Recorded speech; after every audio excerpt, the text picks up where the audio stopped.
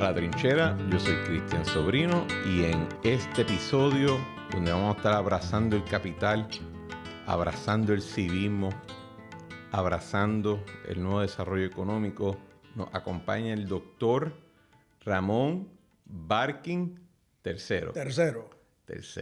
Muy bien. Bienvenido. Muchas gracias, sobrino. ¿Cómo estás? Muy bien, muy bien. Muy contento de estar aquí. Yo creo que la gente se perdió el podcast. Lo hicimos ahorita. Y bien que sí. Y quedó bueno. La antesala. Ya estaba el Bus Maximus, estaba allí metido. ¿Cómo ha estado? ¿Ha estado de viaje? Muy bien, mucho viaje. Afortunadamente, para los que podemos, bueno, pues salir de este colonialismo insular isleño te permite ver la realidad del mundo y poder renovar los bríos para poder entonces arremeter aquí y tratar de devolverle la esperanza al pueblo puertorriqueño. ¿Y estaba en Washington o estaba en Washington, Latinoamérica? Argentina, Paraguay, Chile, ahí tocando Uruguay, al otro lado del río La Plata, Dominicana, o sea que he estado en un par de sitios, y Miami. En Miami. Para no perder las raíces paternales. Así. Para meterle el cubanazo ahí. Barkin, antes que todo, tú ahora mismo eres presidente, esto yo quería aclarar, tú eres presidente del Centro Unido de Detallistas, pero, por ejemplo, nuestro amigo Alan, que juramenta pronto, o sea, ¿cómo es que funciona esa Sí, te explico. El Centro Unido de Detallistas tiene 2 años de término. 2 años tú estás de presidente electo, que es como la novia en espera, a llegar al altar, y entonces 2 años que funges como el presidente. Yo estoy en mi último año y en septiembre 14 más o menos, creo, le paso a Alan, pero en el caso nuestro, como yo soy atípico, pues yo agarré a Alan, que es mi deber generacional, pasarle conocimiento, ayudarle y fortalecerlo, no porque sea débil, sino porque simplemente es lo que hacen las canas superiores. Le dije, Alan, vamos a presentar 4 años. Y entonces, básicamente, o Alan habla por mí ahora, o simplemente termina las cosas que yo empecé, o yo comienzo cosas que Alan quería hacer y simplemente las continúa. Realmente es un privilegio porque gozamos de un respeto mutuo, tenemos una visión compartida y tenemos un conocimiento también en áreas de tecnología que nos permite poder hacer causa común. Pero sobre todo, su visión de fortalecer a un Puerto Rico para legarle a la próxima generación, devolverle la esperanza, que es como yo digo, abrazando el capital, es algo que concurrimos. Y el Centro Unido de Detallistas, yo creo que para muchas personas en la audiencia y quizás que no sean de la audiencia, a veces se confunden con muchas de estas entidades. Claro. Está Cámara de Comercio, está MIDA, por ejemplo, ACEDER, que yo trabajo mucho con ACEDER. Con Pepe González, mi amigo. De hecho, estaba una llamada con él ayer. El Centro Unido de Detallistas, ¿cuál es? Te explico. El CUD. El CUD. El Centro Unido de Detallistas, el nombre distrae.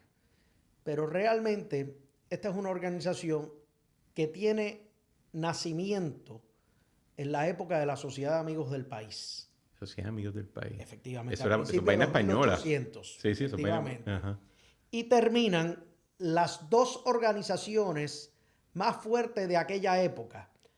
Los de provisiones y los detallistas se unen y en 1891, bajo el período español, hace 135 años, terminan uniéndose, adoptando el nombre de Centro Unido de Detallistas y hasta el día de hoy, ¿qué es? La organización madre de casi todas las otras. Para palabras sencillas, es la organización empresarial más grande y longeva, no solamente de Puerto Rico, de la región. Porque recordemos que la amada Cuba de mis padres y República Dominicana Y muchos de los países de la región, e inclusive North Latin America o el Caribe, han sido interrumpidos sus procesos por dictaduras. Y que luego de las gestas revolucionarias independentistas, lideradas por masones, terminaron interrumpidos sus procesos de gobierno. En el caso de Puerto Rico, desde 1898, como sabe tu audiencia muy sofisticada y sobre todo que comparte el conocimiento, pues simplemente ha estado con una estabilidad que le permitió a una organización que viene del periodo español colonial poder desarrollarse. De ahí nació básicamente los distribuidores de alimentos. De ahí nació Econo, Selecto, Cofarma, las cooperativas de compra. Las cooperativas, el famoso Barbosa, afamado prócer, masón, y el que es el padre del cooperativismo en Puerto Rico, en el Centro Unido de Tallistas. Y básicamente, hoy por hoy, es una organización que más del 50% de sus filas son profesionales, abogados, ingenieros, médicos, dentistas, contratistas. Por tanto, es el corazón de la empresa privada en Puerto Rico. Y tiene, dependiendo cómo lo mides, pero entre una cosa y otra tiene unos 17,000 y pico de negocios en su fila. Fue más grande, pero aún así, para ponerlo en perspectiva, y no es con ánimo de ofender a nadie, son los números. Los 300, 400 que le queda a la Cámara. Yo sigo siendo camarista. Y tengo un interés en que la Cámara sea fuerte. Pero esta es la otra Cámara de Comercio Estatal. Y mi mano amiga y mi compromiso para fortalecerlo lo tiene.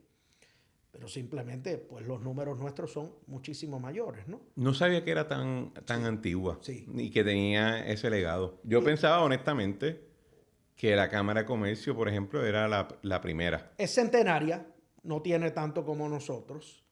Aún así, otros líderes de ambas entidades están con una competencia. Yo no estoy con esa competencia. Yo soy muy firme con mis cosas. Primero, tengo una formación militar. Soy nieto de 2 generales. Pero realmente las entidades cívicas, no importa si son empresariales, culturales o educativas, están para ayudarse y fortalecer y transformar de una manera positiva la sociedad. Yo creo que también en los últimos años especialmente que ha habido... Yo tengo, vamos a decir, como alguien que practica política, no como oficial electo, pero en muchos otros frentes, pues yo he tenido mis críticas de cómo a veces el sector privado se desempeña después de lo que fue un gran letargo. Pero si algo he notado es que todas estas asociaciones han encontrado que juntándose hay mayor fuerza en términos de ejecutar. No hay duda. La realidad es que la empresa privada en Puerto Rico ha sido lagger and follower porque el modelo económico de Puerto Rico, ausente y carente desde el 52 en el Estado Libre Asociado, para no hablar de antes. Porque aquí ha habido, y me van a decir, bueno, ¿y el plan Tobin? Un momentito, ha habido muchos planes. Muchos planes. El de Mackenzie, el de Arthur Little, y el del otro que se me olvida el nombre. O sea, hay 14, 15. Sí, planes ahí de... Efectivamente, no ha habido ejecución. Pero no ha habido planes que simplemente hayan pasado por el proceso de discusión, de acuñarlos, de adoptarlos y ejecutarlos. ¿Cuál es el plan de desarrollo económico en Puerto Rico hoy, sobrino? ¿Lo conoce? Bueno, el último que yo sé fue el bosquejo estratégico de Manolo Sidre en el DIDEC. Una intención buena de mercadeo. El de propósito, era propósito. Propósito. Lo conozco, lo aprecio, lo valoro. A Manolo lo hemos compartido mucho. Pero, y de hecho, vamos a quitar a Manolo, porque no tiene que ver con Manolo. No hay como tal hay excelentes iniciativas. De hecho, yo fui parte de la Junta de la Alianza para el Desarrollo de Puerto Rico, donde Manolo también lideró y trató en la época de Sila María Calderón de que se virtiese desde la visión de la empresa privada y el sector privado y se le legara un plan de desarrollo económico. Roberto Prats lo empujó en un momento dado. Toda una serie de figuras que puedo hablar del entorno político partidista, y desde el sector privado ha habido iniciativas abrazadas por un sinnúmero de empresarios, y puedo mencionar a presidentes de bancos, puedo mencionar a líderes de empresas de finanzas, etcétera, etcétera. La realidad es que no hay uno. Y ese es parte del gran problema que tiene. Y la empresa privada en Puerto Rico ha sido una que mayormente ha seguido lo que es un government-led investment model, donde el gobierno invierte y la empresa privada de alguna manera u otra se envuelve y se beneficia. Y recoges. Y recoge. Por cierto, todos lo hemos hecho de alguna manera u otra, directa o indirectamente. Porque yo puedo decir, bueno, yo no necesito nada, yo simplemente tengo los negocios de familia, negocios míos y toda una serie de cosas, pero la realidad es que tenemos un desparrame de lo que termina siendo la inversión del gobierno. Fíjense que Me gusta eso. Yo una vez usé la imagen en la discusión de que era como canasta buscando que se caiga el mango. Y está... pero me gusta esa idea del desparrame, porque en efecto, el gobierno tiene su rol, pero la idea es que lo ejecute y después cuando se caigan las cosas por el lavadillo... Pero fíjate, te doy una visión diferente. La empresa privada es a quien le pertenece y no es nuevo. Te lo tiene que haber dicho muchísima gente, porque por esta silla han pasado ilustres mentes y brillantes mentes puertorriqueñas. La empresa privada es quien tiene que reclamar el liderato del desarrollo económico. La gestión económica, el desarrollo económico le pertenece a la empresa privada, no le pertenece al gobierno. El gobierno está para facilitar, para hacer unas inversiones en una infraestructura crítica amplia que facilite el desarrollo de la empresa privada para terminar. Ahora, debe de ser el propulsor del modelo de desarrollo económico en Puerto Rico. Antes que nada, debe de ser la empresa privada la que coja las riendas y vierta lo que son los objetivos en una visión a largo plazo, donde ubique, sabiendo claramente lo que son los activos y los pasivos que tiene Puerto Rico, y poder tener la visión de dónde se quiere ubicar en 30, 40 años. Y hacer una verdadera planificación estratégica para que de verdad pueda potenciar los activos. Y recordemos, estratégicamente se fortalece el punto más fuerte, no el más débil. La mentalidad nuestra y la mentalidad tradicional del ay bendito y el populismo es: le voy a dar al que menos tiene. Vamos a ponerse en parking lot, porque antes de entrar en esos temas, y lo tengo aquí apuntado para estar seguro que lleguemos, antes de eso quiero aprender un poco más de ti. Tú firmas, ¿verdad?, muchas veces como el doctor Ramón Viking III. Uno dice tercero, o como decían antes, tres palitos, en el caso de José. El que pone los tres palitos es porque se siente muy orgulloso de dónde viene. ¿De dónde tú vienes, Ramón? Mira, yo soy hijo de una puertorriqueña de San Germán,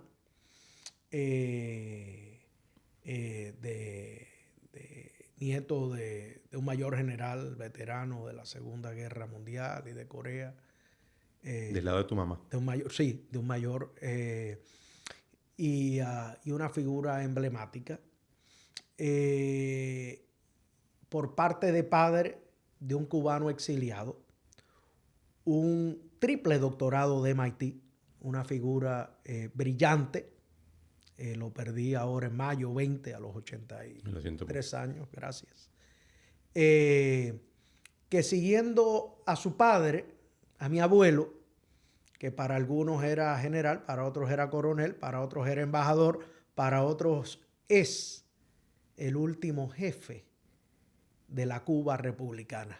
Previo a Batista. Efectivamente, de hecho Batista le da el golpe a Priu y se lo da a mi abuelo, que era el agregado militar de aire, mar y tierra, o sea, conjunto. Por lo general hay un agregado militar de tierra, de ejército, naval, aéreo. Mi abuelo tenía las tres, pero no solamente las tres. Era en Washington, D.C., en los años 40 y 50, el agregado militar de aire, mar y tierra de Cuba ante Estados Unidos, ante Canadá y México. El delegado ante la Unión Panamericana, eventualmente la OEA, la Organización de Estados Americanos, encargado del Estado Mayor de la Defensa Hemisférica en aquella época, y electo por sus pares vicedirector de la Junta Interamericana de Defensa, donde funda y le lega el Colegio Interamericano de Defensa al mundo. Por evitar los golpes de Estado, irónicamente, Batista le da un golpe de Estado a Priu, cuando le había dicho ya los dos candidatos a la presidencia, uno en un primer lugar y otro un segundo, y Batista en un tercer distante, le habían mandado a decir a mi abuelo que se preparara para asumir la jefatura de las Fuerzas Armadas. Batista entró en pánico en Palacio y dijo, esto lo resuelvo yo esta noche, y esa noche dio el golpe. Pero... Y cuando Fidel entra, ¿cuál fue la reacción? Fue como que, qué bueno, y de momento, bueno, qué malo. O sea, fue esa, porque uno conoce mucho de personas que se van cuando entra Fidel y a Batista como que te lo ponen un poquito rosita, pero esta es de las primeras conversaciones que tengo con alguien que dice, no fue chévere al principio tampoco. Por eso, si mi abuelo empieza a conspirar, antes que nada, inmediatamente cuando lo madrugan los periódicos, en el 52, para ubicarnos en espectro, en fecha, en Washington, donde era una figura, una figura muy reconocida.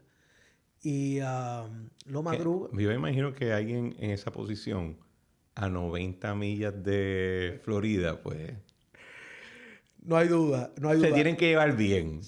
No hay duda, no hay duda. Aparte, era quien compraba los armamentos para Cuba y hacía los passing reviews de las Fuerzas Armadas de los diferentes países latinoamericanos.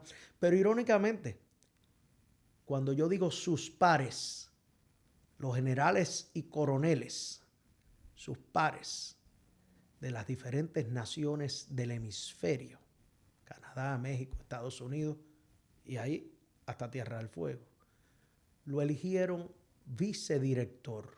No podía ser director porque por ley tiene que ser un teniente general americano.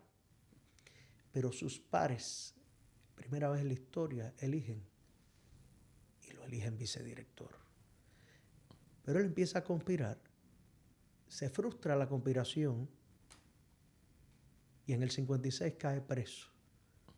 Batista lo mete preso con 106 coroneles, jefes de tropas de combate, que fueron descubiertos pertenecientes a casi 4,000 oficiales, la crema innata, y popularmente le dijeron, son los puros. No tenían nombre, no tenían nada. Era un movimiento militar para restaurar la democracia y dárselo al poder civil. De hecho, Felipe Pasos, que él se lo trajo a Puerto Rico, y ahí está Fomento y las estructuras.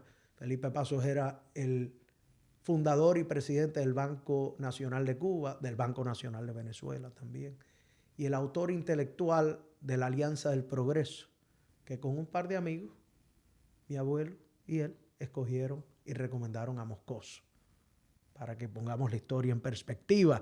Por eso te decía no fue que lo encontraron en una farmacia, porque es el cuento que sale en el libro. Por eso la antesala que te decía, Cuba cae y Puerto Rico se hizo la vitrina. De todas maneras, pues soy nieto de dos figuras, hijo de un cubano, nacido en Boston, que a ¿En qué parte? En Boston. No, Mi pero padre, en la misma ciudad. sí, sí, sí. Mi padre terminaba su triple doctorado en MIT, nazco yo.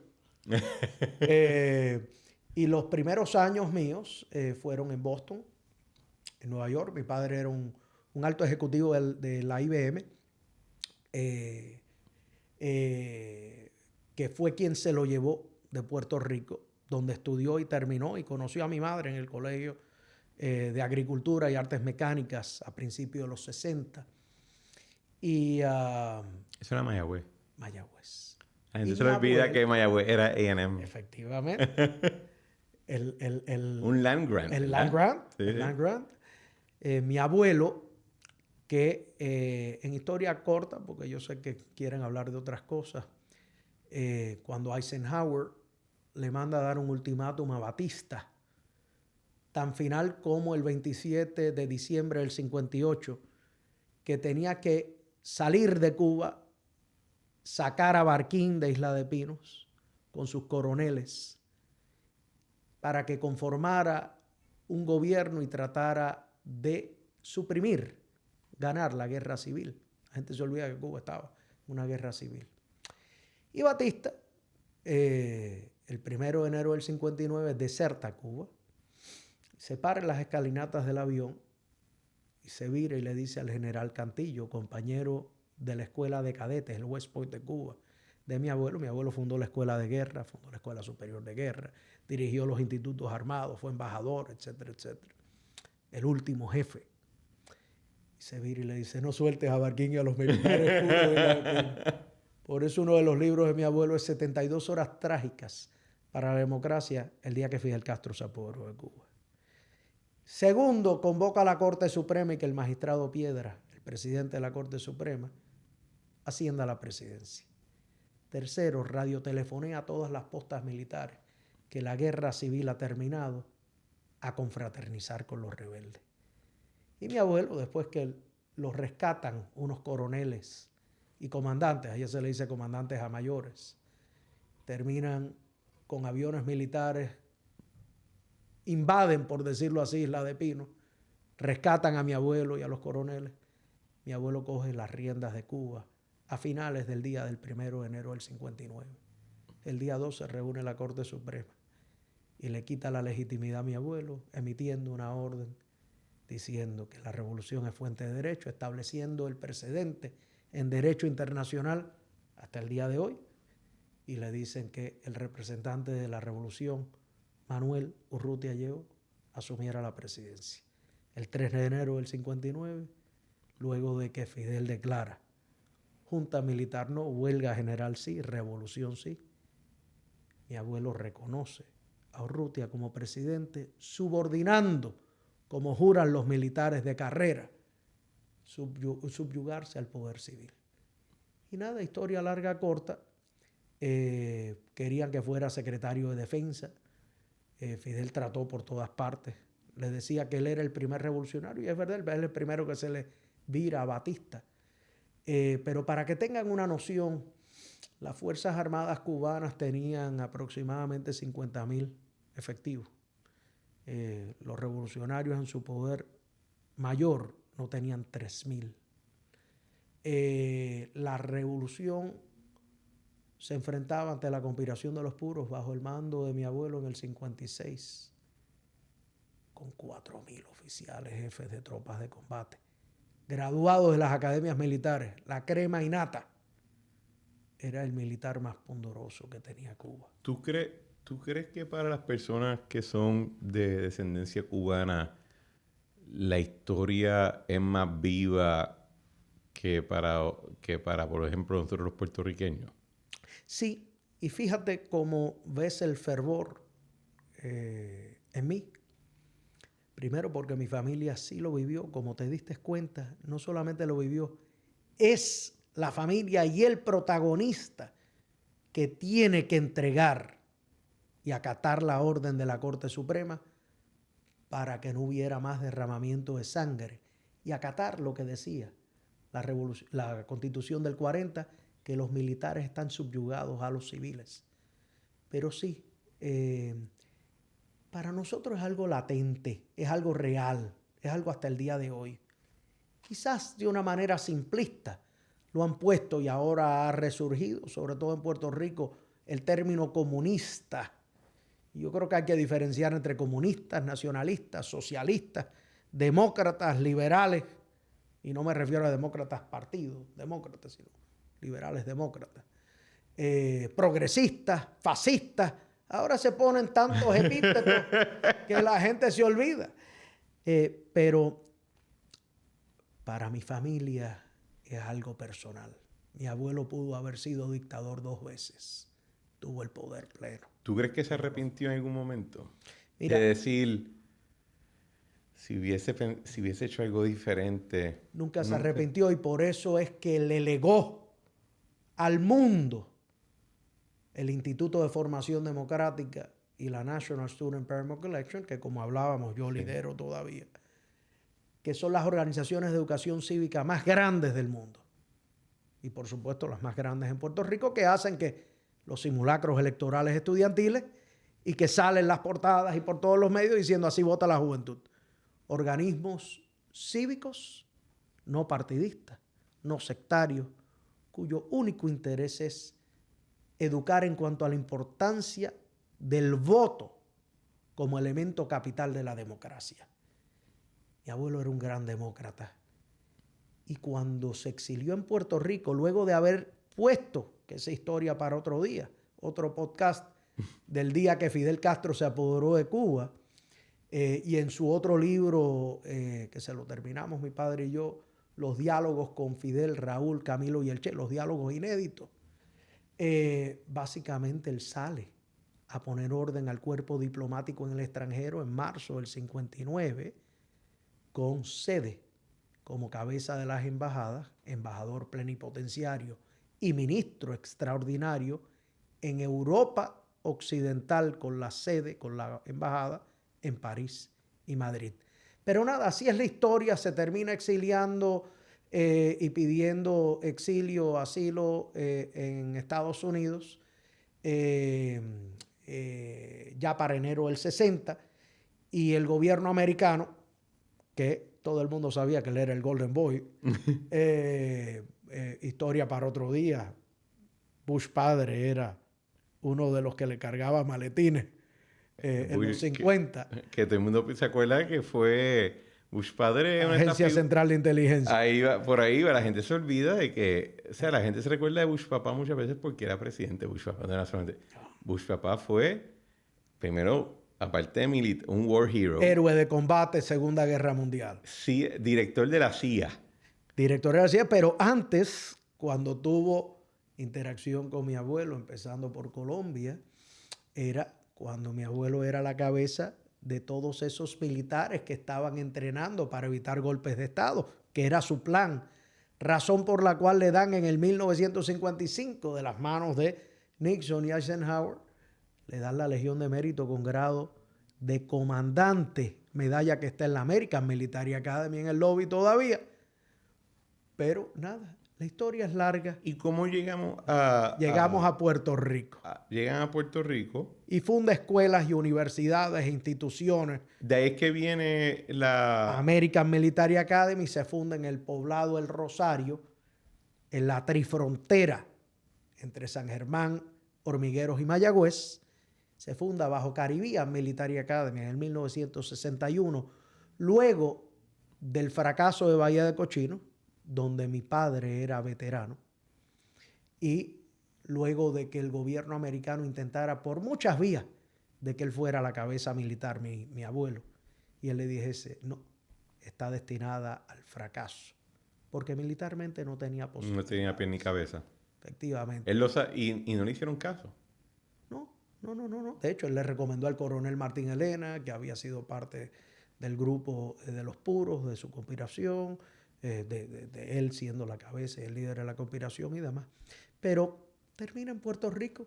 Muñoz lo invita a Puerto Rico. De hecho, llega aquí, no le dice nada a Muñoz. Muñoz se entera después. ¿Y tu abuela él conoce a tu abuela acá? Mi abuela la conoce. Mi abuela es Hilda Cantero. Aunque Cantero Frau dice que estamos emparentados, pero son los canteros de Cuba, que eran los azucareros. Estos vienen del mismo río, papá. El mismo río, más o menos. Sé que no quieren Estamos enlazar. hablando ahorita de los sobrinos. Todos venimos de La Guardia. Y bien que mismo... sí. Pues los canteros, que son los grandes azucareros, de hecho, mi tatarabuelo es Justo Germán Cantero, que es el que comisiona y escribe el famoso libro de los ingenios de Cuba en Trinidad, porque era uno de los grandes azucareros.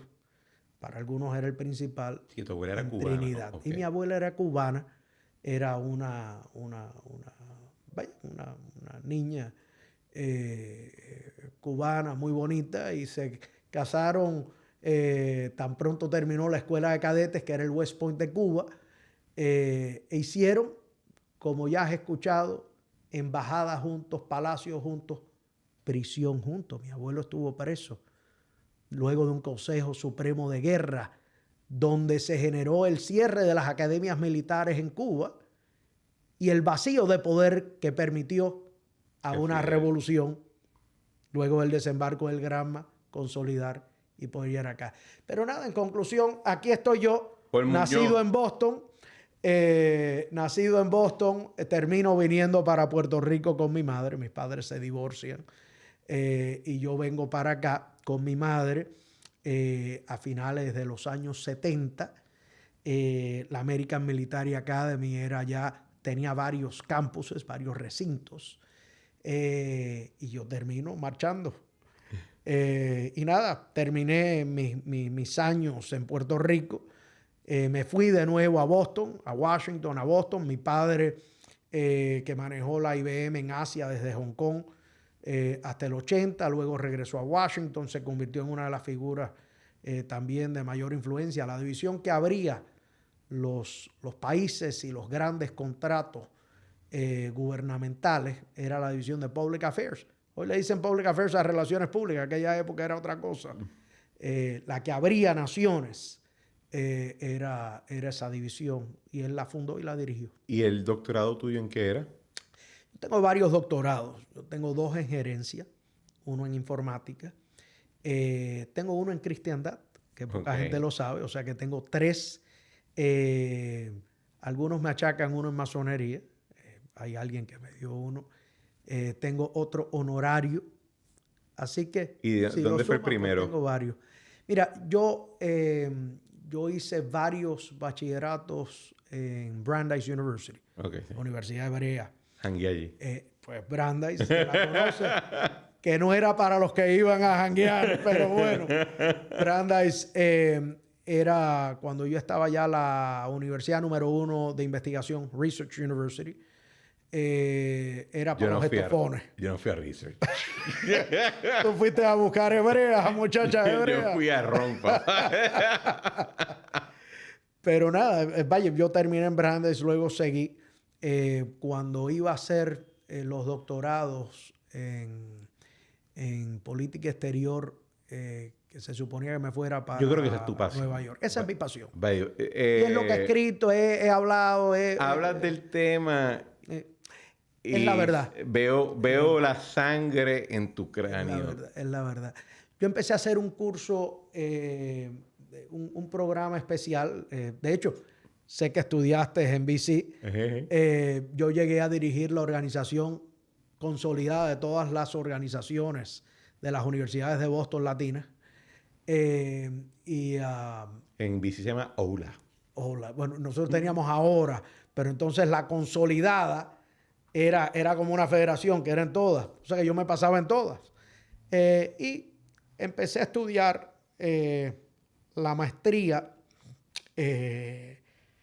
entre Brandeis y Harvard en política.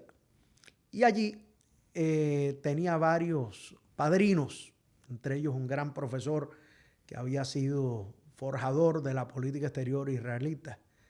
Recordemos que Brandeis fue fundada en 1948 en conjunto con el Estado de Israel. Einstein congregó a las mentes más brillantes que estaban en las universidades y le pidió a Louis Brandeis, al Justice Louis Brandeis, que le prestara el nombre, y conforman ahí en Boston una universidad elite para los que estaban siendo víctimas de discrimen en las Ivy Leagues, que pudieran tener una institución. Y nada, Brandeis fue mi casa. Pero nada, contestándote la pregunta, después termino viniendo a Puerto Rico a estudiar Derecho. Terminé con más clases que todos mis compañeros de Derecho, pero me faltaron 3 clases para terminar de los requisitos, pues yo me resistía. Yo creo que te vino bien, ¿sabes? No, como abogado ya no creo que te iba... Pero gracias a Dios tengo la base. Yo nunca aspiraba a practicar. Ahí conocí a mi compañera. 2 familias azucareras. Me casé con la licenciada Alexandra Fernández, de la familia Fernández de Ron Barrilito. Ok. Y la tataranieta del Marqués de la Esperanza y del Marqués de las Claras. Así que... Raúl Vidal, chequeame eso. Raúl sigue insistiendo que hay que reclamar todos esos títulos de y hecho, demás. si lo deja... Tú sabes que Raúl es único. Pero mira, historia larga, corta, porque sé que lo importante no es los estudios. Yo he seguido estudiando. Esto es importante. He seguido estudiando. He tenido muchos negocios. He sido un empresario en serie. Y quizás te defino lo que fue el comienzo de mi vida profesional en Boston. Mientras estaba en Brandeis y entrenaba bajo el cuerpo de oficiales de reserva. ¿Eso era ROTC? Sí, ya había sido parte del NROTC en Washington, porque mi primer año fue en Washington, Universidad de Maryland y demás, College Park. Y yo pues tenía la base militar. De hecho, yo voy a escuelas oficiales y toda una serie de cosas. Y egresado de la Academia Militar nuestra cuando era otra cosa, ¿no? Y básicamente empecé a entrenar y a servir. Mientras servía el uniforme, estudiaba y saqué un triple bachillerato, más certificaciones y cursos, porque a mí siempre me ha gustado estudiar. Entonces combinaba las electivas con otras. Y cuando vienes a ver, tienes los requisitos. Sí. Coges un par de clases más y cogías otra cosa. Y entonces fui el asesor más joven en asuntos hispanos del gobernador Weld y la administración Weld-Cellucci, republicanos. Nadie lo duda. Más tenía, esto Alan no lo sabe, con Brands, pero a principios de la década de los 90 yo fundo la principal distribuidora de productos étnicos. ¿Producto? ¿Qué diablo es eso? O sea, que no es otra cosa que café, dulce típico, paradillas y esto. Básicamente, la New England Ethnic Products. Cuando yo pienso en productos étnicos, yo no pienso tú piensas en africanos y demás. No, yo pienso como que algo del sur de Asia o algo así. O sea. Yo estaba comprometido Tú eras un vendedor de snake oil. Tenía una novia hebrea, un Jewish American girl. Estaba abriendo mercado asiático como lo que están aquí en la Chaldón y cosas así. Esto era, déjame decirte, yo le vendía café, historia para otro día, pero yo fui con $50 a ver a Tillo Rodríguez Garrido, Café Crema. Ahí conozco muy bien a Tillo, sí. Y salí. La hija Manana es muy amiga. Pues yo salí con un contrato de derecho para poderle vender. Y le vendía antes que Jaimito Fortuño. Jaime, tú me perdonas, pero antes que tú, yo le vendía a The Coffee Connection, que lo compra Starbucks, y yo le vendía Café de Puerto Rico.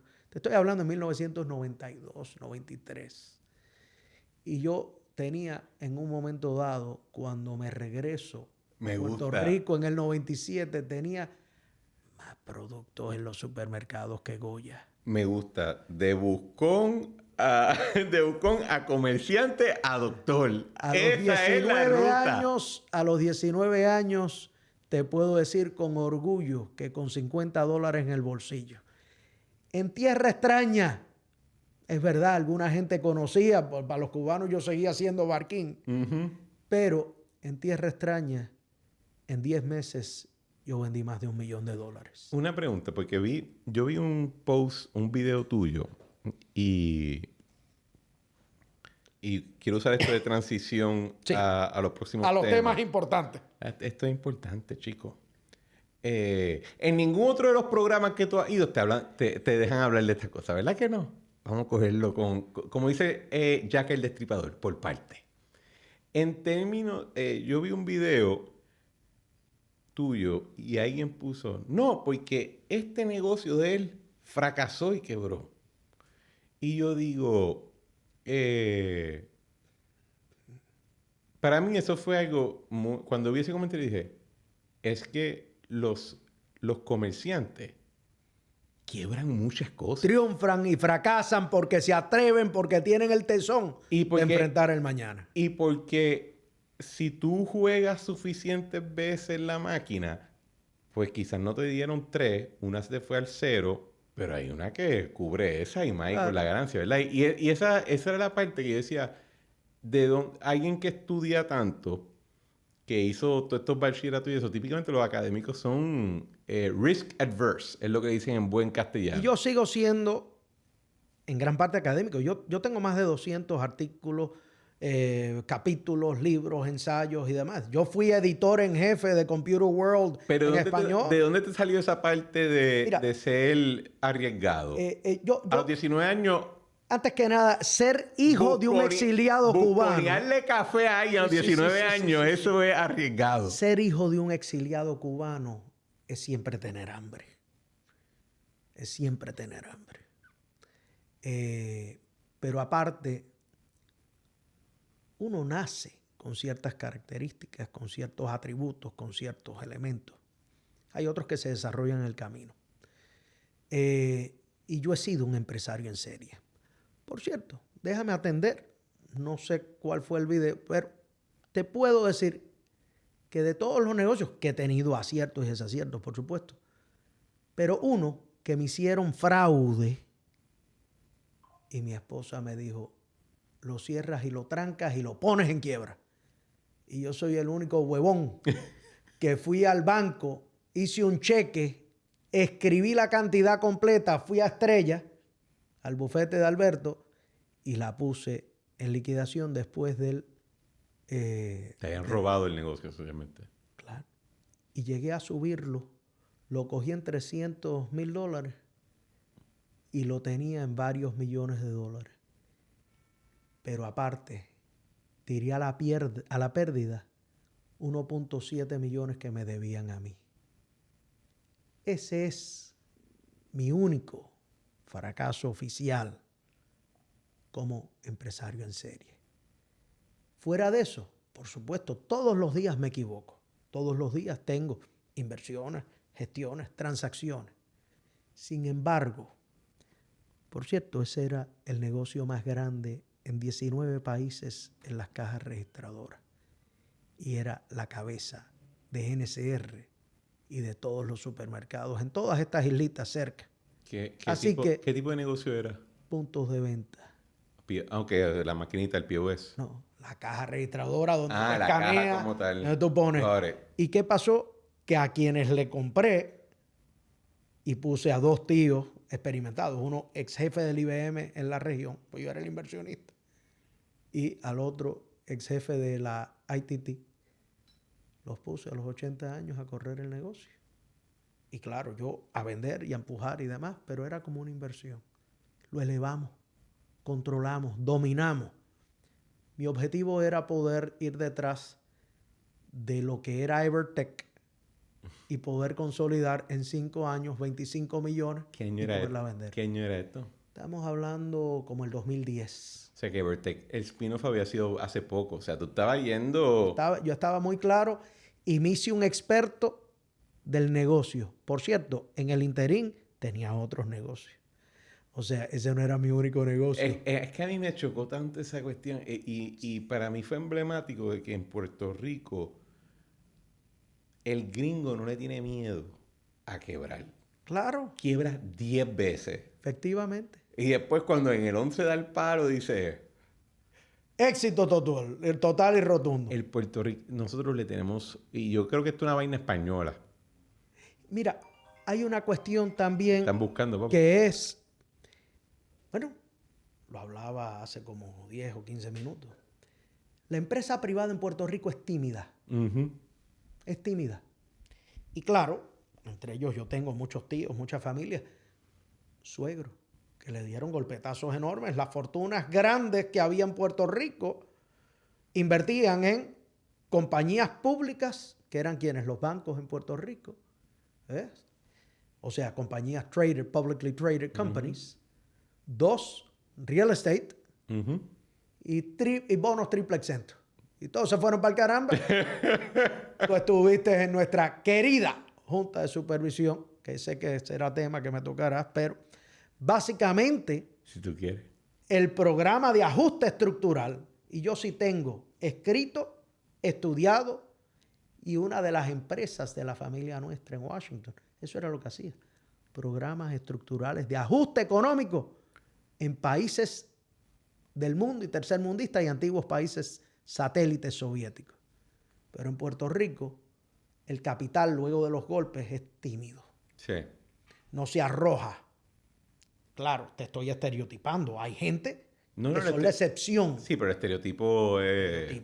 Es la seguridad. ¿Por qué? Lo primero es porque le ha dado la seguridad el estar bajo el manto imperial colonial de la metrópolis, primero bajo los españoles y después bajo los americanos.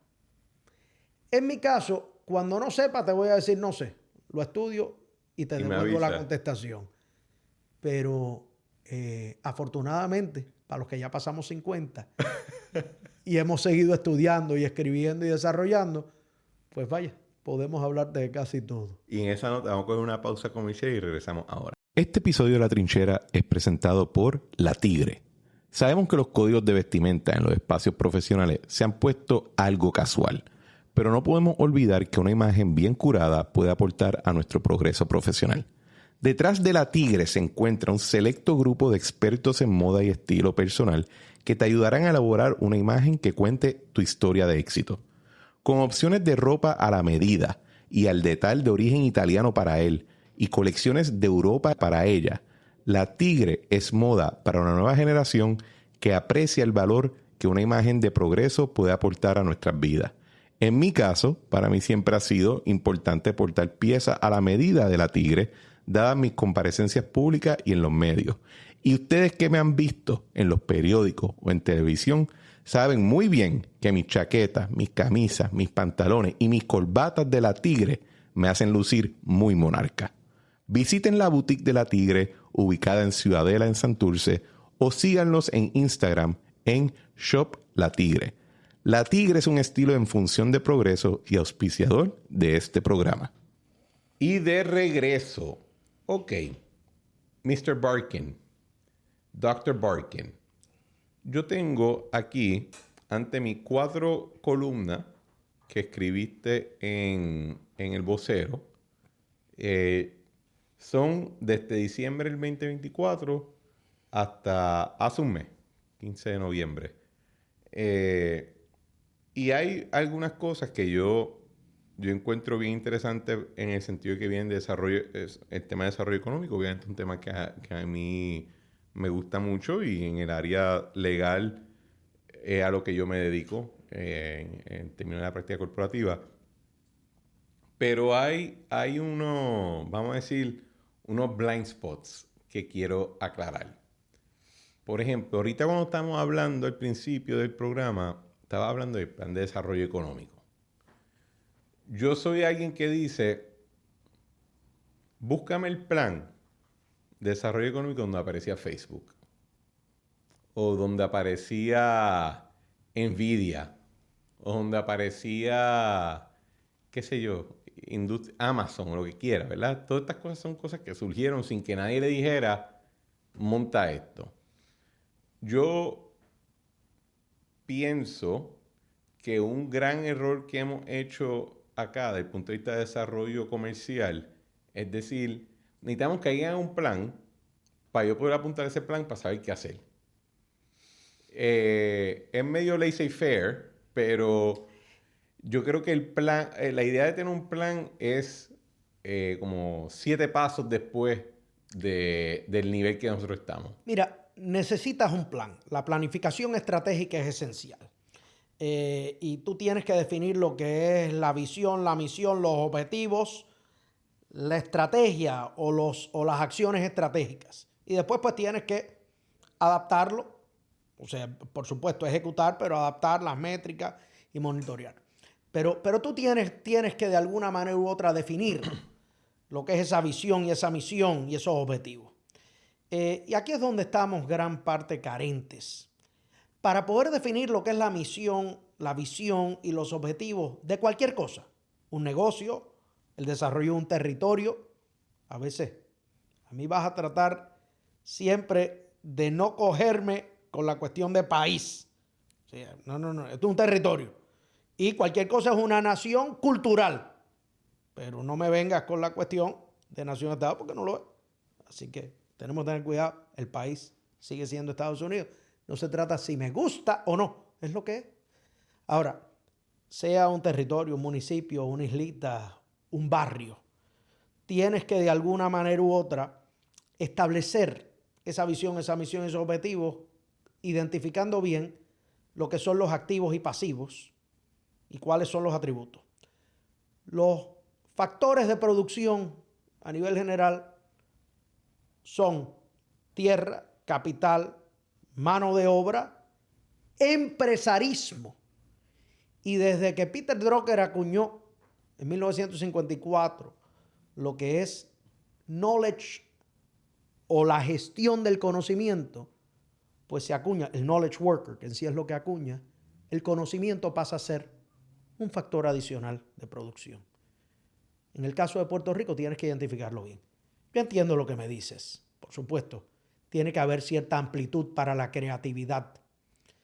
Pero fíjate, todo necesita planificación. En Puerto Rico, de alguna manera u otra, hay que definir hacia dónde vas. Un plan de desarrollo económico no es la ley 2022. Buenísima, la apoyo, pero ese es un elemento dentro de lo que debe de ser un plan de desarrollo económico. Una estrategia de desarrollo, de construcción o de turismo toca meramente un elemento vertical de la economía. Para la economía tú tienes que ver los elementos verticales, pero también el horizontal. Entonces, lo primero que hay que definir es hacia dónde queremos ir, dónde queremos ubicarnos. Nosotros somos parte de la economía postindustrial más grande del planeta, con retos, pero sigue siendo la más grande. En la nación donde la economía y la política es abierta y está sujeta a cambio en todo momento. Casualmente su fortaleza. Pero entonces, ¿qué es lo que nos pasa? ¿Por qué nosotros no podemos acabar de definir hacia dónde vamos? Para poder atraer, sea la inversión extranjera directa, que me opongo ideológicamente a decir que extranjera directa es la inversión de las multinacionales americanas. Bueno, eso es doméstico, no me venga. Pero bueno, lo que definimos en economía, y yo entre otras cosas también soy economista, la inversión extranjera directa versus la nativa. Viajaba yo y cruzaba los Andes cuando escribí uno de esos artículos que creo que tienes aquí, de las empresas nativas. Viajaba en líneas aéreas argentinas. Sí, en algunos textos dicen, no tenemos aerolínea. Tenemos aerolínea. Entonces, ¿a quién qué le pasa? Se metió un pito, está hablando bobería. Bueno, muy sencillo. Para acumular capital, tú tienes que generar un capital nativo. Y el capital nativo, si vemos y estudiamos la historia, en Puerto Rico se interrumpió y no se transfirió. Hubo la devaluación de la moneda. O sea, el Tratado de París jugó un rol en un momento dado que devalúa, nos pone, como sabemos, por casi 19 años en un limbo prácticamente jurídico hasta que se nos da la ciudadanía. Algunos dicen que nos imponen, pero bueno, realmente Llegó. nos la dieron. Y usted tenía opción a oponerse, a coger o a dar un voto de reserva. Lo cierto es que se interrumpió la transferencia de capital, hubo límites en cuanto a los latifundios y hubo una serie de elementos que simbólicamente quebraron la voluntad empresarial del que no supo pivotear, adaptarse y simplemente reinventarse. Entre esas grandes fortunas, casualmente, fue la de la esposa, la de mi esposa, la de la familia, los Fernández, con todos los ingenios. Y sí, la gente ahora reconoce lo que es Barrilito, pero es que era la Hacienda Santa Ana, la Hacienda La Esperanza, del Marqués de la Esperanza, Cambalache, que era el nombre después, pero la del Marqués de Las Claras, en Arecibo, y toda una serie, la compañía de Melaza, Fernández y Latimer, etcétera, etcétera, etcétera. La realidad es que ese fue el resultado en ese momento dado. Pero posterior a ello, lo que tenemos que ver es que Puerto Rico ha tenido una serie de retos y no ha sabido planificar para poder abrazar ese capital nativo, sea en agroindustria, sea en agricultura, porque la gente dice, no, porque aquí no se produce lo que, como sí es verdad, pues lo importas todo. ¿Pero por qué? Porque somos parte de una economía postindustrial. Somos una economía que, en mi opinión, como economista, debiera desarrollarse más en el área de servicios. Y la economía de servicios, que no es otra cosa que lo que algunas veces llaman la economía del conocimiento, abrazando la informática, las comunicaciones y la tecnología.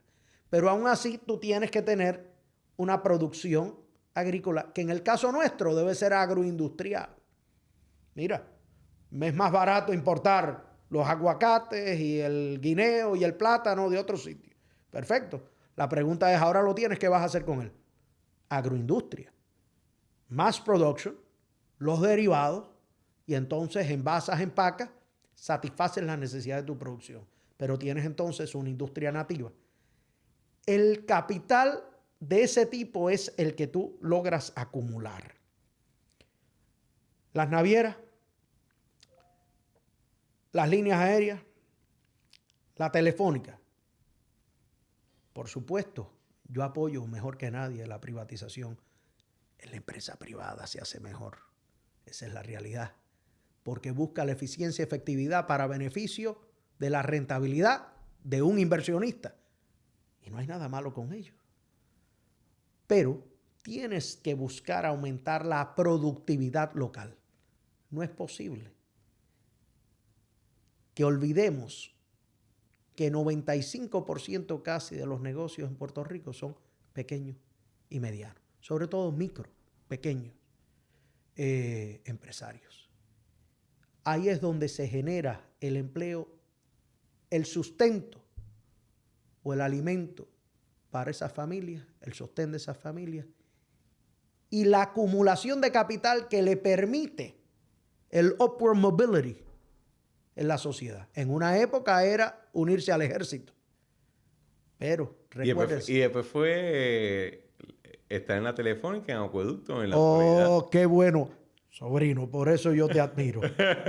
Fue unirse a las filas de los partidos políticos, hacer la fila y que pasaran listas. Bueno, yo siempre... Hay un video de Muñoz. Que entonces era terminar en una de las corporaciones públicas o en alguna agencia. Bueno, yo creo que si fueran entidades privadas, terminarían ahí igual, ¿verdad? La pregunta es quién era el dueño o el administrador. Pero hay este video de Muñoz, que es él como si estuviese en un salón y hay una pizarra, y él hace un círculo y él dice, bueno, en Puerto Rico, con el ELA, votamos y eso afecta este porcentaje. Y queda que se lo cedemos a los Estados Unidos. Y lo ideal es que pues, vayamos subiendo el porcentaje de lo que tu voto afecta. Y en términos de vida pública, yo con eso no tengo mayor objeción, ¿verdad? Creo que con lo que tendría objeción y no con lo que presenta Muñoz, ¿verdad? En ese video, porque sé de lo que está hablando, sino más o menos lo que nos llevamos nosotros que hemos visto eso por años es, pues, si yo voto de esta manera, eso tiene que redundar en que mis aspiraciones automáticamente ocurran, Claro. ¿verdad? Y para mí eso es un grave error, porque tú puedes votar como tú quieras 1000 veces. Eso no afecta, puede afectar quién se sienta en la silla, Claro. no afecta en términos de lo que estamos hablando ahora de productividad, etc. Perdón. No es lo mismo que el voto de un accionista Claro. en una empresa pública. Y la cuestión es que yo creo que todavía en la imaginación de Puerto Rico, cuando uno habla, hay que hacer un plan de desarrollo económico, eso todavía toca en el gobierno. No como estabas diciendo ahorita, como has dicho en tus columnas, de que debe ser... Y me pregunto si quizás el ejercicio debería ser, el plan es, gobierno determine en qué no te va a meter. Mira, para yo poder hacer lo mío. yo he dicho en un sinnúmero de ocasiones, yo no voy a esconder una realidad. Yo me paseo en Washington cuando me da la gana, como me da la gana, porque por el lado, no puertorriqueño, por el lado cubano yo entro y salgo cuando quiera. Además por el lado americano. Y que antes de los republicanos locales, yo era republicano en Massachusetts. De hecho, querían que yo corriera para el Congreso. Eso es historia para otro día, de los más jóvenes que llegó a liderar el partido en Massachusetts. O sea que mis relaciones en Washington vienen por otras vías y no del club social local. En Washington yo he dicho un sinnúmero de veces y le llegué a decir aquí, Fortaleza y al más alto nivel, que abrazaran el plan de desarrollo económico que tristemente a nuestro amigo en común, por cierto, yo no escondo a mis amigos en buenas y malas, el plan del plan del plan. Bueno, el plan de desarrollo económico de Puerto Rico está hecho, el gobierno federal lo hizo. Es el plan de recuperación y reconstrucción, luego de los huracanes Irma y María. Por donde el gobierno federal dijo, voy a invertir los activos del gobierno federal. Casualmente, uno de ellos era el pilar de la economía azul, the Blue Economy. Y ahí está Blue Tide Puerto Rico, que yo soy el chairman. Y el barco explorador que está en la bahía de San Juan, y los corales, y el distrito de Puerto Rico e Islas Vírgenes.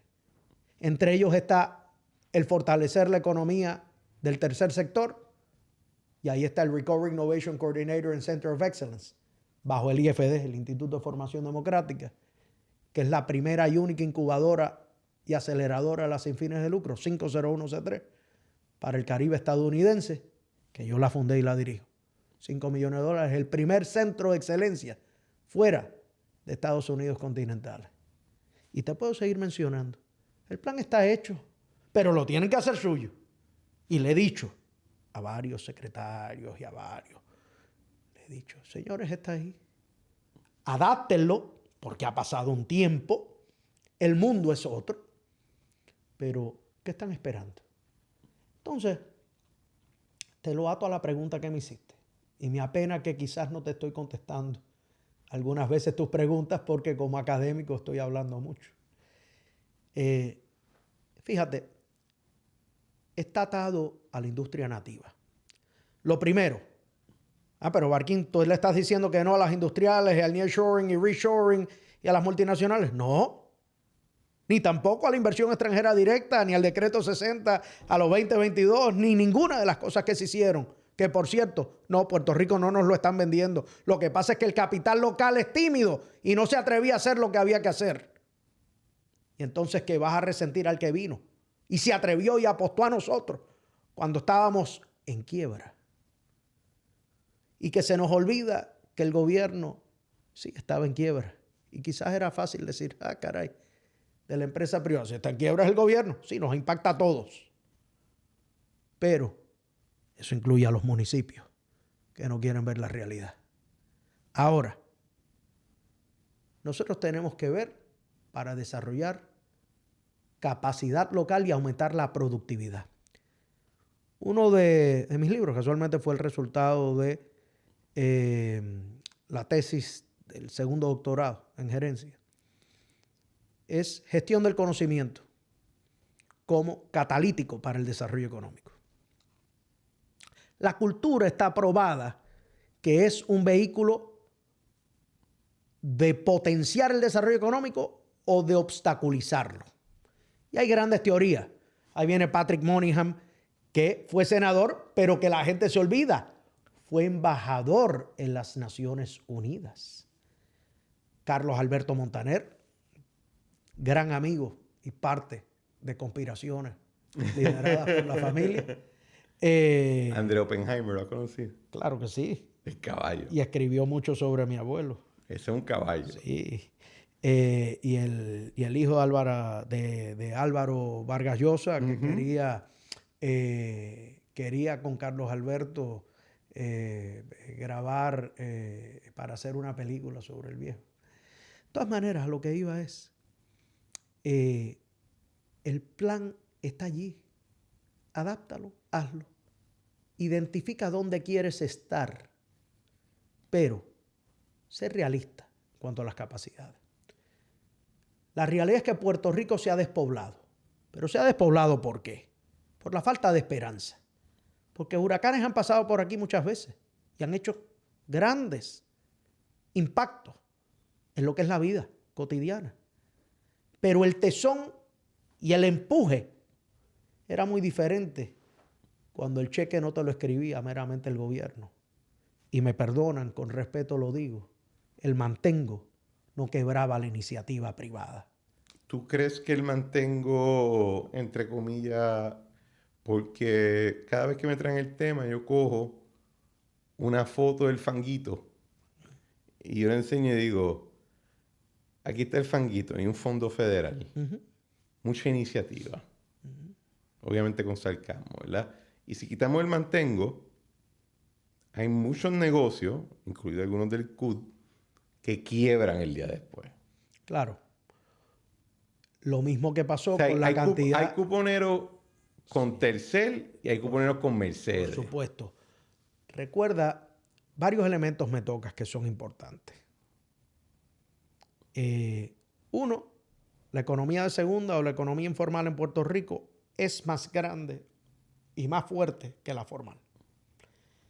Y por eso es que he pregonado, y digo pregonado porque lo he tirado a los cuatro vientos, que no solamente se estimula eliminando impuestos y reduciendo la intervención gubernamental, como ha hecho Texas y Florida, sino que un impuesto o de valor añadido o un sales tax bien puesto, pero me eliminas todas las otras baboserías, te ayuda a capturar el ingreso que se te escapa con la economía informal, porque Puerto Rico al final del día es una economía de consumo.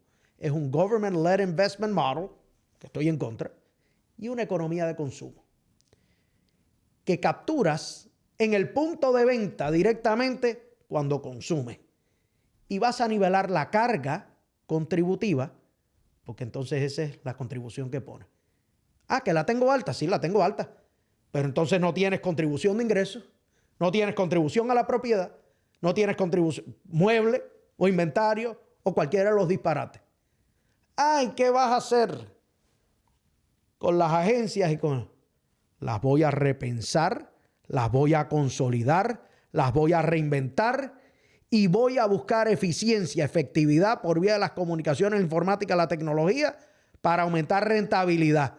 Porque el gobierno está para servir al ciudadano, pero tiene que ser ágil. Y tiene que estar en función de, no puede ser un obstáculo. ¿Y si no da? Si no da... Te lo pongo de esta manera. Si tú miras para atrás, sí. Viking, en los últimos 30, 40 años, hay un jefe de agencia que cerró una agencia. Aquí estoy. Y no la cerré por completo porque AFAF se quedó con una parte, ¿verdad? Hubo un heredero que cogió un pedazo del banco. Claro. Hay espacio para eficiencia. Sin duda alguna, te lo puedo admitir. Lo hay. Tiene que ser bien pensada, inteligente. Sí, pero yo creo que lo que es 1 billón y ya. No hay más que eso. Mira. Porque hay cosas que para que sean más eficientes incluso van a requerir no recortar el presupuesto, sino invertirlo diferente, pero van a gastar igual.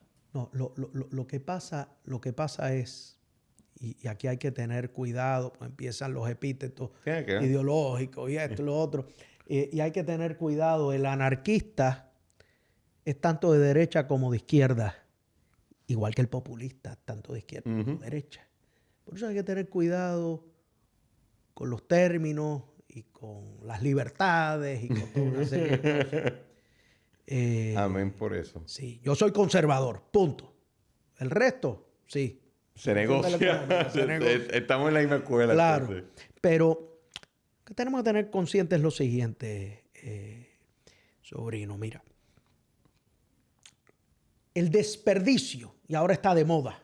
Yo como he crecido hablando estos términos, pues ahora la gente me cita y hay otros que se unen al coro, pero yo siempre he hablado así. El desperdicio y la ineficiencia que hay a nivel gubernamental en el caso de Puerto Rico es mayor. Eso no significa que hay agencias que son malas todas, ni gestión. No, significa que hay gestiones que pueden ser más eficientes. Si nosotros ahora nos convertimos en meros usuarios de inteligencia artificial, lo que estamos es simplemente usando ChatGPT o Grok, haciéndole la pregunta. Esos son buscadores electrónicos glorificados. Como un dato de interés, mi padre es el que inventa data warehousing, que es lo que está detrás de todos esos cerebros, que es el manejo de grandes repositorios de datos. Y el que desarrolla, el arquitecto del gobierno electrónico fue mi padre, y la firma nuestra, que yo todavía la lidero, Barking International, con un Top Security Clearance SCI, es quien automatizó para todo lo que es la inteligencia del negocio. O sea que yo te hablo con conocimiento de causa, habiéndolo practicado y hecho a nivel federal y en las Fuerzas Armadas. Y en otros países, Banco Mundial, Naciones Unidas, Fondo Monetario Internacional, el BID. O sea, no es meramente por hablar, porque llegué y leí un libro y dije, déjame mencionarle esto a sobrino. Las comunicaciones y la informática de tecnología te permite hoy avanzar exponencialmente en eficiencia. En Puerto Rico todavía, aún con los avances que ha habido, está sumamente atrasado. Te decía lo de inteligencia artificial. Tiene que ver con prompt engineering, con modeling. Tiene que ver con los elementos de programar y abrazar. Quizás algo más que conoces. El .com. Perfecto.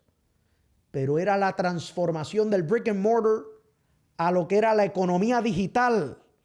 No era meramente tener una página en internet para tú tener la información del negocio. Entonces, en Puerto Rico... Sí, algo que me sorprende es que Europa es más digital que Estados Unidos. Por supuesto. Y es mucho más digital que nosotros. Por supuesto. Y Asia. Y recuérdate de algo. Arthur Lewis, el economista político que crea el Puerto Rico Method of Development, en Puerto Rico se olvidaron de él. Es genuinamente el modelo que se utilizó para desarrollar a Puerto Rico, que te lo puedo explicar y definir académicamente, pero sé que no es una clase. Aquí se olvidaron de él. Fue el que adoptó Asia-Pacífico, transforma Asia. Y en Puerto Rico todavía están chupándose el dedo. Porque la mentalidad nuestra colectiva es saca la mano y dame. No es aumentar productividad. Y he saltado de varios temas, pero yo te traje a colación lo de gestión del conocimiento por lo siguiente. El conocimiento es tácito, explícito e implícito. El explícito es fácil, está ahí impreso. Tú lo lees. Si lo capturas o no es tu problema, pero lo lees. Hay repositorios de datos. El implícito, pues básicamente lo puedes de alguna manera u otra extraer.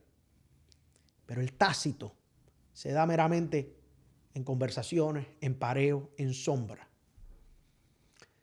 Cuando nosotros empezamos a ayudar bajo Barking International al gobierno federal con ese problema, era la administración de Bill Clinton.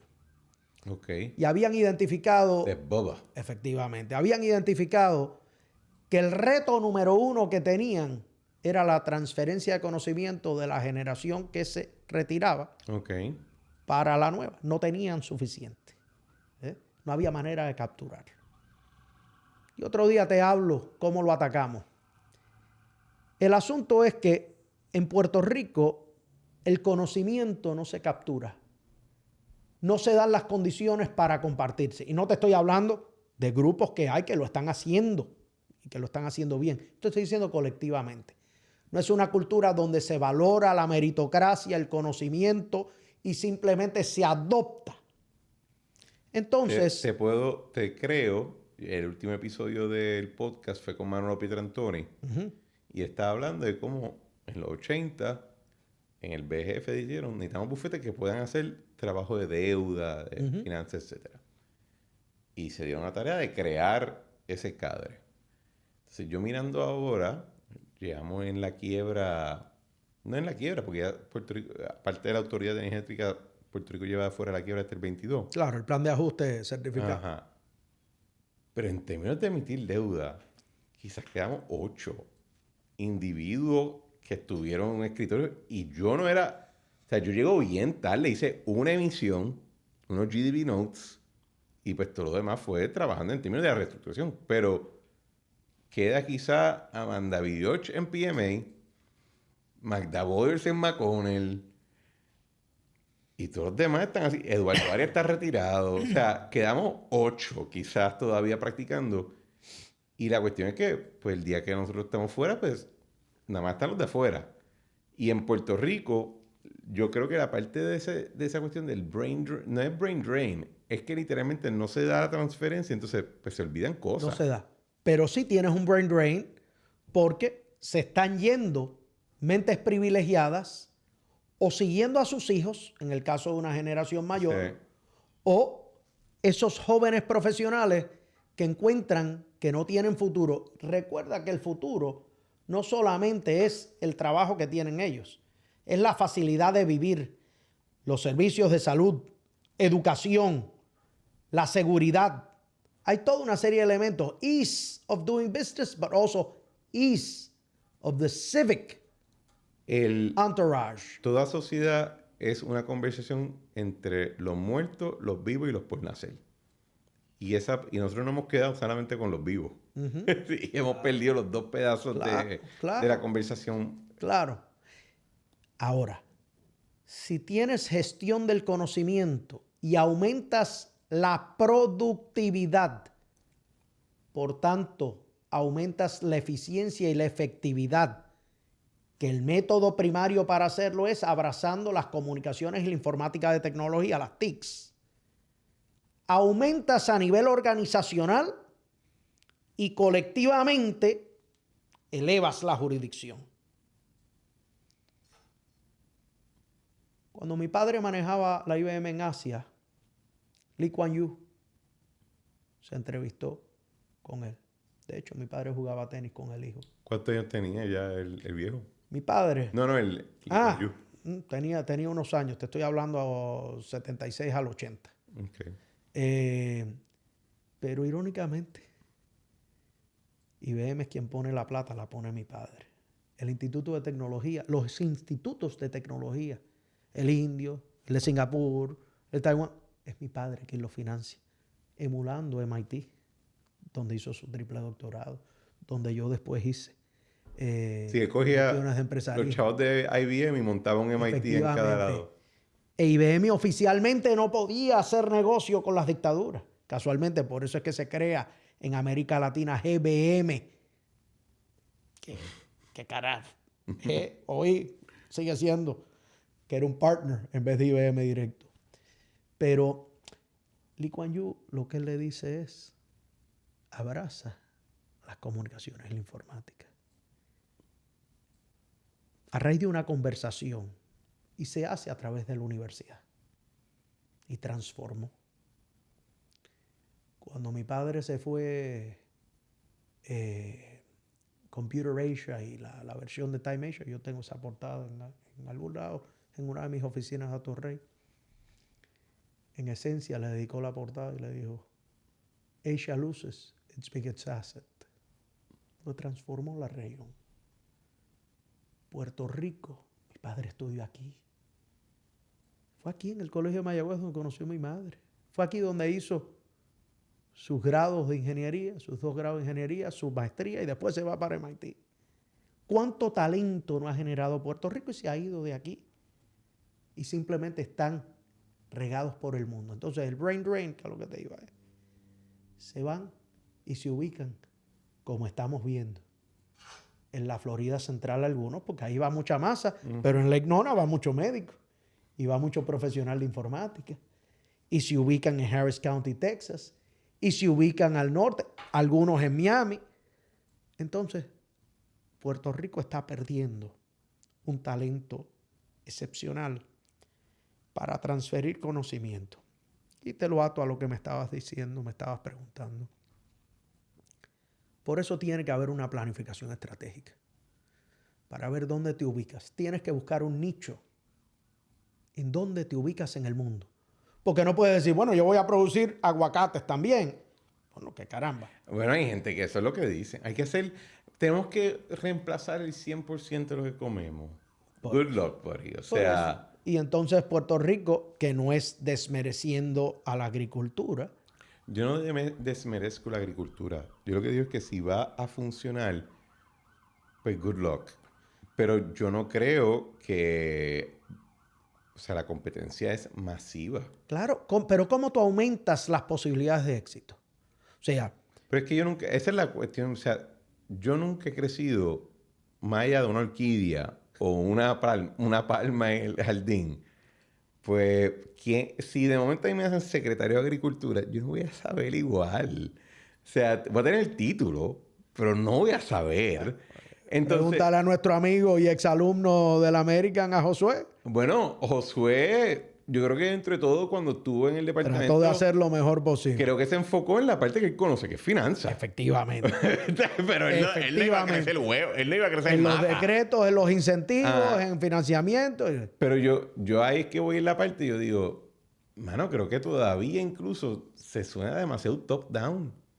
Sí, you need to go back to the basics. Ajá, dame un buen tribunal, dame una buena escuela, dame una buena policía. Eso es lo que tiene que hacer el gobierno. No es microgerenciar la economía. Es que haya infraestructura. Por ejemplo, ninguna jurisdicción progresa si no hay energía. Ajá. Puerto Rico no tiene energía confiable. ¿Por qué? Porque por 30 años no le dieron los mantenimientos. Pero además de eso, ¿cómo es que pensamos que esto se va a resolver en un año? Yo no escondo. La buena hora es mi amiga. No lo niego. La he ayudado, la ayudo y la ayudaré. Igual que ayudaba a populares, igual que ayudado a independentistas, igual que ayudado. Porque ayudarlos a ellos es ayudar a Puerto Rico. Pero vamos a estar, y vamos a diferir, como con el impuesto alimentario, con respeto. Porque las soluciones vienen de la empresa privada. Nosotros no somos parte del problema, nosotros somos parte de la solución. Ahora, tenemos que poner las cosas en perspectiva. Esto no se resuelve en un año, la Autoridad de Energía Eléctrica. Ni tampoco se resuelve sacando a uno y sustituyendo a otro. Tenemos... Díselo a 2 o 3. Claro. Y entonces, como Puerto Rico, como me dijo a mí Rafael Hernández Colón, a quien tuve en la Junta de Directores, bajo mi mando del Instituto de Formación Democrática, y llegué y empezamos a hablar en el 1998 del plebiscito.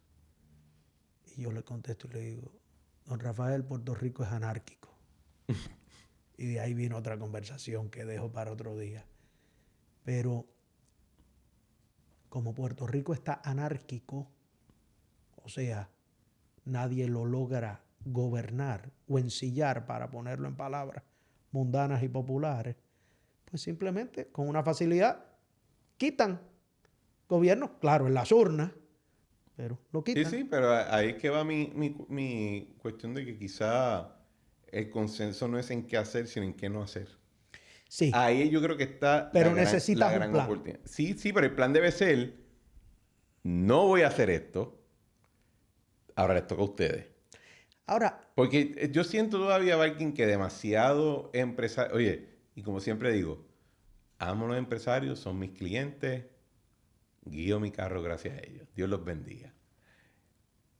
Pero, hermano, siguen esperando demasiado por el gobierno. porque el gobierno haga, pero entonces... ¿Por qué todas las conferencias que organizan los gremios comerciales, sus principales conferenciantes son oficiales de gobierno? Que me lo puedes decir en algunas cosas a mí también, ¿qué ha pasado? No, o sea... Pero fíjate, yo traje a Puerto Rico la Organización de Comercio Internacional de Turismo, Detallista y Turismo de las Américas, Uh-huh. creada por la OEA en 1991. Esta es la que sentó sede aquí ahora, ¿verdad? Efectivamente. Y yo, el mallete. Y la transformé en Iberoamericana. Y yo traje a cabezas de Estado. Yo traje a ministros. Yo traje a embajador. Algunos creen que la embajadora de España en Estados Unidos vino por la gobernadora. No. Vino por mí. El by the way fue ir a ver a Fortaleza. Y nos encargamos de eso. Pero la realidad es que lo que es importante no se le presta importancia. Y sigue triunfando que el baile, la botella y la baraja. Mientras Puerto Rico no agarre su destino, su futuro, y diga, tengo que planificar, pero tengo que ejecutar. Tengo que aumentar productividad. Tengo que fortalecer lo local. Y algunos tontos pensarán que yo me estoy refiriendo a consignas nacionalistas de izquierda. No. Esto no aplica. Esto aplica a la izquierda y a la derecha. Explica a lo nuestro. Al colmado de la esquina. Al programador. Al médico. Al contratista. Que al final del día hay que fortalecerle para que pueda generar empleos, aumentar su productividad y poder transferir no solamente conocimiento, sino capital. Porque como único logras transformar a Puerto Rico es devolviéndole la esperanza, abrazando el capital para lograr las aspiraciones sociales. ¿Y qué hacemos con los empresarios rentistas? Bien. Los que quieren que el gobierno les siga limpiando el fufú. Muy difícil.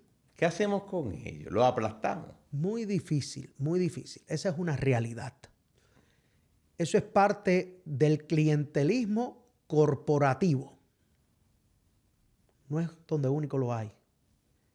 Yo atacaría la raíz. Difícil, pero Puerto Rico tiene que evolucionar del discurso socialista y populista. Recuerda, Tocqueville, aunque tuvo grandes planificadores, entre ellos el papá de Eduardo Batia, que indistintamente de las ideologías, Eduardo es un gran intelectual y es un gran hombre. Su padre era parte de ese grupo. Bueno, su papá.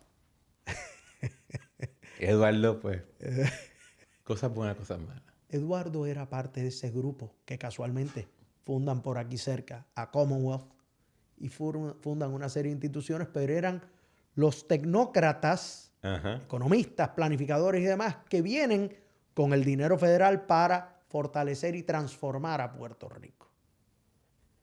Pero de Tocqueville para acá, recuérdate que todos han sido socialistas. Tocqueville era socialista. Y populistas. Y entonces, coño, ¿qué tiene Barquín contra los populistas y los socialistas? Bueno, muy sencillo. Claro, muy sencillo. Las consignas populistas no son positivas para la economía.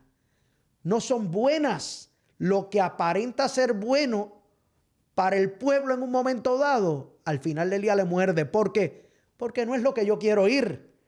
A nosotros nos encanta un buen whisky. Y nos encanta un buen postre. Y nos encanta la fritura. Y nos encanta. Pero es lo que nos conviene. No, y por eso es que yo me tomo una puya que me ayuda a bregar con el asunto. Que de hecho, pronto se la estoy produciendo para allá.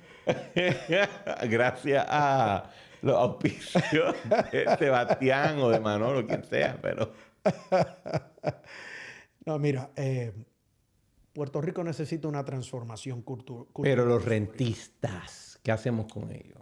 Primero, tú no los vas a poder desaparecer, pero tienes que transformar culturalmente. Cultural Change Management, tienes que hacerlo. Tienes que abrazar, primero tienes que planificar. No hay quien te despinte la planificación. Para hacer una buena planificación. Eso suena soviético. Sí, pero no es el quinquenal, no es el plan quinquenal. Suena soviético, papá. Tienes que como mínimo identificar dónde tú quieres estar en el mundo. Recuérdate, las ventajas competitivas. Hablábamos de los aguacates, pero cambia los aguacates. No, porque vamos a producir chips. Pero caramba, cuando los producíamos, eso mismo. Y cuando los producíamos... Los botamos. Y se fueron para Costa Rica. De hecho, IBM era la que hacía los chips y se fue para Intel. También, pero Intel. Por cierto, eso yo lo viví. Cuando yo era editor en jefe de Computer World en español, yo era socio dueño, la familia nuestra, con IDG, IDC y con la familia Trejos del presidente Trejos. Y publicábamos en español para toda América Latina y el US Hispanic, Computer World, InfoWorld, Macworld, PC World, etcétera, etcétera. Yo estoy en Costa Rica con el presidente Trejos. Y llego, cuando salgo de las afueras, y nos paran a ver la fábrica. La planta. Era una ciudad. No era una planta ni una fábrica, era una ciudad. Y se me ocurrió preguntar que cómo ellos pensaban que iban a desplazar competitivamente con el talento que tenían. Lo primero que me dijeron es, mira, si ya nosotros no trajimos el talento que ustedes tenían, está aquí, está contratado, punto. Simplemente se mudaron. Pero lo más importante, allí ubicaron escuelas, residencias, hicieron una ciudad. Y me dijeron, perdóneme, doctor, en 20 años nosotros tenemos lo que ustedes tenían y más. Puerto Rico piensa que es el ombligo del mundo y que somos los mejores. Y ese orgullo falso nos lleva por parte de lo que es esa cultura insular que muy bien definió Antonio S. Pedreira. Pero ese insularismo colonial isleño, porque le tengo que añadir las otras dos, lleva a que haya una cultura que no abraza el cambio, que no abraza la realidad. Entonces necesitas planificar y ver por lo menos dónde quiero ubicarme en el mundo. No es para chips. Tengo que ver dónde me ubico. Que tengo 17 plantas manufactureras de medicina y esto. Perfecto, te aplaudo. ¿Tienes ventaja competitiva? ¿Cuáles? En algunas cosas. La pregunta es, ¿cómo logras transformar culturalmente? Pues tienes que atacar los problemas estructurales de la economía. El costo de hacer negocio en Puerto Rico. La sobreintervención del gobierno. El exceso de carga impositiva. Me vas a decir, sí, pero esas no pagan. Ojo, la cadena de abastecimiento es lo que le permite a ellas estar y producir. Yo, al revés, yo pienso que, por ejemplo, yo en otros programas he dicho, yo no creo en... No he visto la reforma contributiva que se vaya a presentar. Yo tampoco, pero cuando la veas me interesa mucho. Sé que la van a presentar. Yo no lo dudo. Lo que digo es que yo apuesto que I'm gonna be underwhelmed. Y ahí es que yo digo, chico, pues si me vas a coger de 33 y bajarme a 31, no... De acuerdo. Fuck it, tú sabes... Elimíname impuestos. Claro, recuérdate que ahora tenemos a nuestros amigos de la Junta de Supervisión, que son los que tienen que hacer en el betting. No, por eso mismo es que yo digo, si es... no sé, y con esto quiero hacer transición para que cerremos el episodio, porque hemos discutido muchas críticas. Quiero que me digas, como alguien en la posición que tú estás, las cosas que te dan esperanza o que te entusiasman. Yo pienso que en un momento, ya tengo varias calvas y muchas canitas, y ahí yo estoy pensando en... Ya la película no es sobre mí, o sea que... Sobre tu hijo. Es sobre la próxima generación que está subiendo, qué tenemos que hacer para que they get a fighting chance para ganar. Pero en términos de lo que está pasando ahora, ¿qué cosas tú ves que te entusiasman, que te motivan, que te dan lo suficiente para tú decir, mano, no hay que pichar y mudarse para Central Florida? Mira, primero es que los que me conocen saben que... Aparte de ser telco. Pero mira, algo muy sencillo. Alguna gente les cae bien, otra gente les cae mal. Los líderes no son para caerle bien a la gente, son para dar resultados. Y los líderes transformacionales para transformar las organizaciones o las jurisdicciones. El líder de la Cámara Alta y de la Cámara Baja, o sea, Senado y Cámara, los dos, mis amigos, tampoco lo niego, tienen una visión clara de que tienen que ser facilitadores, de que la empresa privada es quien tiene que llevar la voz y la acción, y de que dentro de su facilitación tiene que ser para desarrollar agilidad, efectividad y aumentar de alguna manera u otra la productividad a nivel general en Puerto Rico. Algunos van a decir, bueno, pero el estatus, déjame no meterme en eso, pero te digo claramente algo. He tenido el privilegio, primero por ser nieto de ex jefe de Estado, de codearme con muchos jefes de Estado y de ayudar y estar con muchos de los gobernadores de turno. Bueno, todos de alguna manera u otra, desde que vine para acá. El estatus es un obstáculo para el desarrollo. De que hubo una época de antaño que se logró utilizar para unas ventajas competitivas, sí. Pero el estatus sigue siendo un obstáculo para el desarrollo. Ahora, me llena de esperanza el que hay un grupo de jóvenes que han abrazado el empresarismo. Todavía no hay una cultura amplia. Se ha aumentado. Estoy 100% de acuerdo con eso. Sí. Me llena de esperanza. Y yo tengo 4.5 millones de dólares. De estudiantes que han pasado por el Instituto de Formación Democrática y 80 millones que han pasado por la National Student Pyramid Collection, que se han forjado sobre la importancia capital del voto y que Puerto Rico, igual que en Dominicana hoy, donde también ayudo muchísimo, de hecho he ayudado a 3, incluyendo el actual presidente, hay un abrazo a lo que es la gestión democrática. Me llena de esperanza que hay un reconocimiento a nivel general, y a mí me paran en la calle, de que las consignas socialistas y populistas aquí han sido malas para la economía. Me llena de esperanza de que hay más puertorriqueños en Estados Unidos continentales, que ahora podemos decir los puertorriqueños en las tierras de ultramar. Y que lo que potencialmente pueda resolver el impasse puertorriqueño sea la referencia de allá. Que hay más allá que acá. Y que los de allá pueden alar a los de acá. Me llena de esperanza que, lleno de aciertos y desaciertos, un grupo de personas hemos hecho lo correcto. No buscando beneficio personal, sino de dejarle un mejor mañana para nuestros hijos, nuestros nietos y nuestros sobrinos. Pero un chin de beneficio personal. Bueno, un poquito. Somos capitalistas. Un petit pou.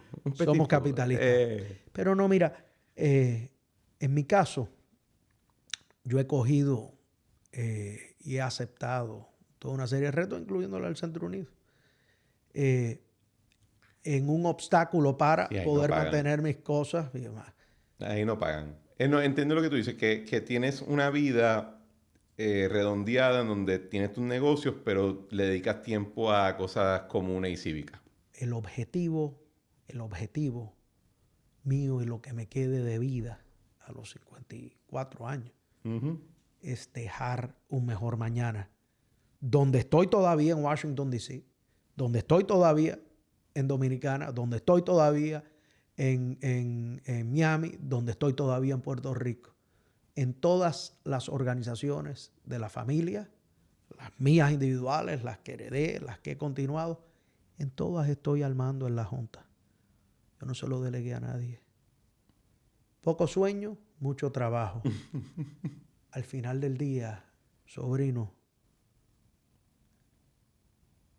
el objetivo primario que tengo es ayudar a cambiar el discurso. Por eso fundamos Caribe Unido. Por eso cogí las riendas de la Organización de Comercio bajo la OEA. Por eso he estado sacrificando lo personal para poderle dejar un mejor mañana a Puerto Rico. Y ahí no descanso. Y no corro ni me interesa ninguna posición electiva. Yo creo que estamos claros en esa parte, aunque me avises cuando te vayan a nombrar a la Junta.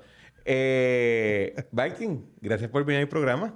Para mí ha sido un placer. La pasamos súper bien. La pasamos muy bien. Abrazando Capital, civismo. Yo me siento lleno de abrazos. Y bien que sí. A ver si más puertorriqueños abrazan el Capital. Eso es así. Nos vemos pronto. Cuídate mucho, Viking. ¿Algún lugar, algún evento que quieras anunciar? Esto sale mañana, así que... Mira, el Centro Unido tiene eventos todo el tiempo, pero yo creo que importante es poder seguir de cerca lo que estamos haciendo con el Caribe Unido. Ok. Que no es otra cosa que... Eso es lo que tienen con República Dominicana, ¿verdad? También. Que vi un par de videos. Esta es una iniciativa de desarrollar un bloque comercial regional caribeño desde donde casualmente se pueda hablar a Cuba por vía de la empresa, o sea, de la pequeña y mediana empresa, que es como único se abre. Primero se abre económicamente y después se abre políticamente. Pero lo más importante es un bloque comercial, empresarial y cultural desde la empresa privada. Los gobiernos cambian, entran y salen. La empresa privada se mantiene y no cambia con la frecuencia. Así que abraza el capital. Identidad local no significa sacrificarte, significa que desarrollemos lo nuestro. El Caribe tiene vida y tiene futuro y esperanza. Gracias por darme este... Love it. Me encanta. Gracias mil. Nos vemos en la próxima, señor. Bueno, señores, este ha sido otro episodio de La Trinchera. Como siempre, le damos gracias por sintonizar y les pedimos que por favor compartan el episodio y el programa con sus amistades, sus familiares, compañeros de trabajo y hasta con la gente que les caiga mal. Por favor, suscribirse a La Trinchera en su plataforma preferida y dejen un rating positivo 5 estrellas en la plataforma que merezca. En el caso de Apple Podcast, por favor, escribir un review bonito. Si van a decir algo negativo, se lo pueden reservar. A nadie le interesa lo amargada que es su vida. Y si desean comentar el episodio, pueden hacerlo en Spotify, en la área de Q&A, debajo de los show notes, o en la parte de comentarios en el caso de YouTube. Les aseguro que leo todos los comentarios y mensajes y los tomo en consideración. Y como siempre, le damos gracias a Eric Harper por nuestra música Spirit of España y a Claudia Rosario por nuestro arte. Nos vemos en la próxima.